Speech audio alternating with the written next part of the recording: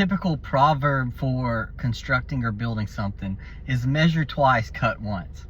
And I like in theory that proverb, but it does make me laugh a little bit because I know several people in my family and friends who are not a measure twice, cut once kind of family. They're more of a barely measure it all and then wing it and kind of cut where you want kind of people.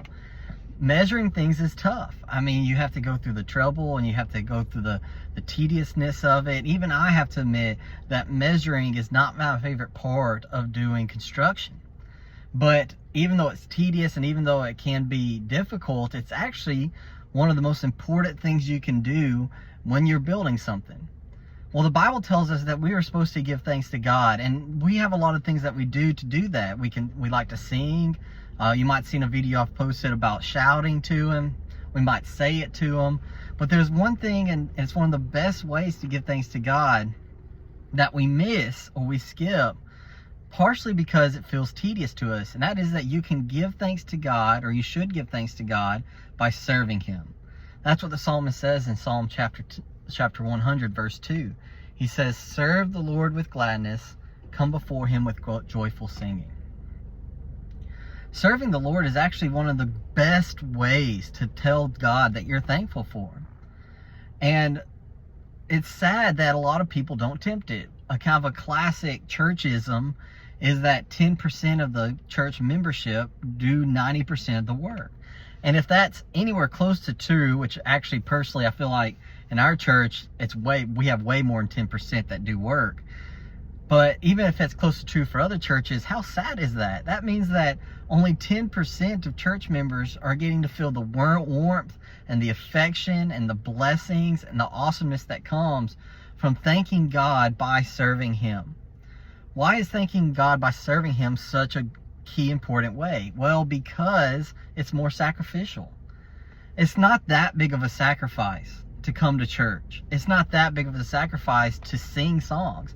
It's not that big of a sacrifice to say thank you. But what it is a big sacrifice is to go into the children's church room even though you don't feel like you're useful around kids, or to come up with a meal for somebody who's sick, or to call somebody when you don't like talking on the phone.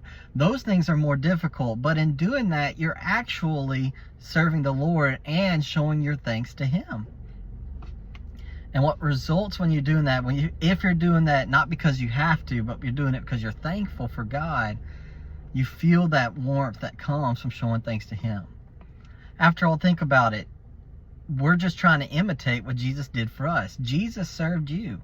Jesus gave up His seat in heaven so He could come to earth and He could sacrifice His life on the cross to help you out. And so one way that we can show our thanks to Jesus for making that sort of service and sacrifice for you is to return that by serving Jesus. So how are you serving Jesus today? This month, as we have a month of saying thanks, have you thought about thanking God and thanking Jesus by doing something for Him? And that is an awesome way. But notice what He says inside verse 2. He says we should serve others, but we should serve others also with gladness. Make sure when you're doing it for the right reason, which is to show your thanks for Jesus. Make sure you're doing it to the right people, which is doing it not for yourself, but for others. And make sure you're doing it with the right attitude. He said, serve the Lord with gladness. That can be tough. I know. Sometimes it's hard to serve with gladness. But if it's going to be something that actually shows thanks, we do it out of the gladness of our heart. Not for what other gods have done, but what Jesus has done for us. And when you're truly thankful for what Jesus has done for you, then you're going to want to do something for Him. And so if you want to learn more about what Jesus has done for you, how you can have faith in Jesus, message below, comment to me. I'd love to talk to you more about that. And if you want to thank Jesus today by serving Him or doing something, hit that like button, share this video, or you can comment, and I'd love to give you some suggestions on things you could do.